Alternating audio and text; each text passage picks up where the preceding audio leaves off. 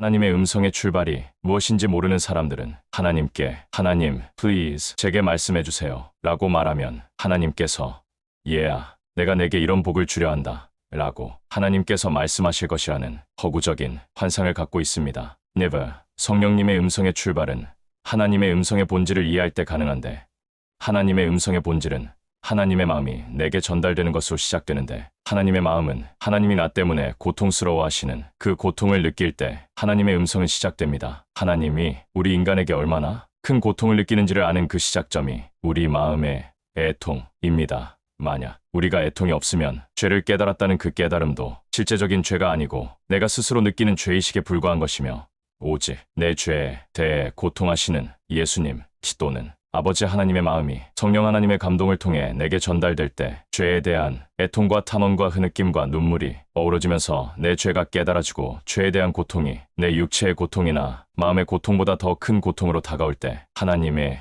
음성이 시작되는 것입니다. 그러므로 하나님의 음성을 듣는 법 같은 쓰레기 같은 책들은 제가 만난 진짜 하나님을 만난 것이 아니고 자기가 설정한 하나님의 음성을 자신이 들음으로 말미암아 신앙이 미혹되고 하나님의 무엇을 원하시는지를 모르는 눈먼 소경으로서 하나님을 더듬어서 깨달은 감각을 하나님이라고 정의내리며 남들에게 전파하는 것입니다. 하나님과 우리 사이에는 항상 죄가 가로막혀 있어서 거듭날 때 오직 성령 하나님밖에는 만날 수가 없습니다. 성령님에게서 어느 정도 변화되어 율법대로 십계명대로 행위죄를 버릴 때부터 우리 안에 내주하시는 예수님의 영, 곧 그리스도를 만날 수가 있습니다. 예수님을 통해 어느 정도 변화되어 생각의 죄들과 마음의 죄들이 떠나가야만 성부 하나님이 우리를 만나 주실 수 있는 것입니다. 그러므로 하나님을 만날 때 반드시 동반되는 사건은 애통의 회개입니다.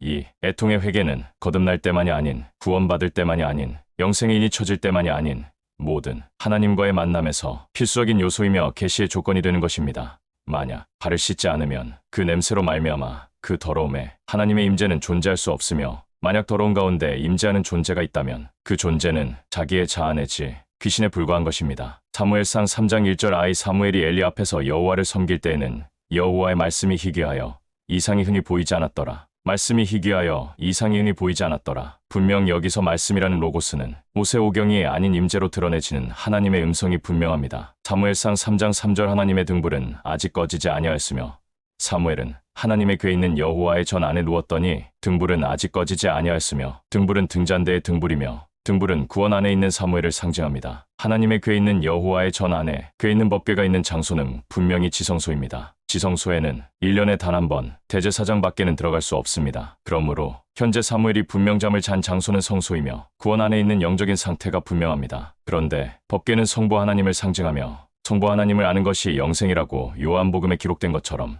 지금 사무엘이 만난 하나님은 예수님이 아니고 법궤를 상징하는 성부 하나님을 직접 음성으로 만난 것입니다. 그때 사무엘이 성부 하나님께로부터 들은 음성은 가인간이 알 수 없는 절대로 도저히 알 수 없는 내용인데 자기가 육신의 아버지처럼 섬기는 엘리 제사장의 집안에 대한 하나님의 심판의 말씀입니다. 사무엘상 3장 14절 그러므로 내가 엘리의 집에 대하여 맹세하기를 엘리 집의 죄악은 제물로나 예물로나 영원히 속죄함을 받지 못하리라 하였노라 하셨더라. 내가 엘리의 집에 대하여 여기서 나는 성부 하나님이시며 엘리 및 그의 자손들의 운명을 말씀하시는데 제물로나 예물로나 영원히 속죄함을 받지 못하리라. 속죄 제사를 통하여도 속건 제사를 통하여도 용서받지 못하는 단계 곧 구원 상실을 넘어서 지옥 확정 단계에 이르렀다는 성부 하나님의 음성을 사무엘이 듣고 있는 것입니다. 엘리만이 아니고 엘리의 아들들 또한 그의 손자들까지 모두 지옥 확정입니다. 사무엘이 처음 하나님을 직접 만나서 배운 하나님의 말씀은 하나님의 심판, 곧 지옥 확정입니다. 구원 상실은 다시 구원의 복으로 돌아올 수 있는 약간의 가능성이 있기에 속죄제물로나 속건제물 및 화목제물로 다시 구원의 회복이 일어날 수 있습니다만 지옥 확정은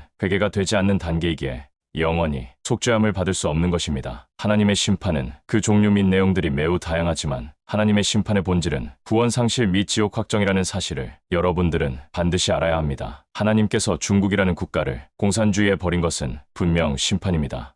또한 이 중국이라는 공산주의에게 먹혀서 또 다른 공산국가가 되는 것도 분명 심판입니다. 국가의 천사들이 역사하지 않고 오직 악령들만 역사하는 더러운 장소로의 전라, 이것이 대한민국의 운명입니다. 재혼, 삼혼, 사혼, 간음, 포르노, 음란, 동성애, 무정함, 탐욕, 욕망, 강포, 기복주의, 은사주의, 표적주의, 미혹, 거짓, 속임, 선지자를 핍박, 타종교 이단교회, 미혹교회의 부흥들, 온통 대한민국은 영생에서 완전히 끊어진 국가가 되었습니다. 오직 심판만이 남아 있습니다. 대한민국을 심판하시겠다는 하나님의 음성을 처음 들은 것은 제가 교회를 개척한 2014년부터였습니다. 그리고 2020년에 구체적으로 제게 앞날을 보여주시며 말씀하셨으며 지금도 그 심판이 진행 중이며 이루어지고 있습니다. 대한민국은 자신들이 얼마나 악한지를 알지 못하기에 참선지자를 범죄자로 만들며 참선지자를 미혹자로 선전합니다. 이제 하나님의 심판이 엘리 집에 내려 모두가 죽음을 당하고 사무엘에게 모든 영권이 넘어가게 되는 비극을 맞이할 때 참선지자를 믿지 못한 것에 땅을 치고 후회하고 흐느낀다 해도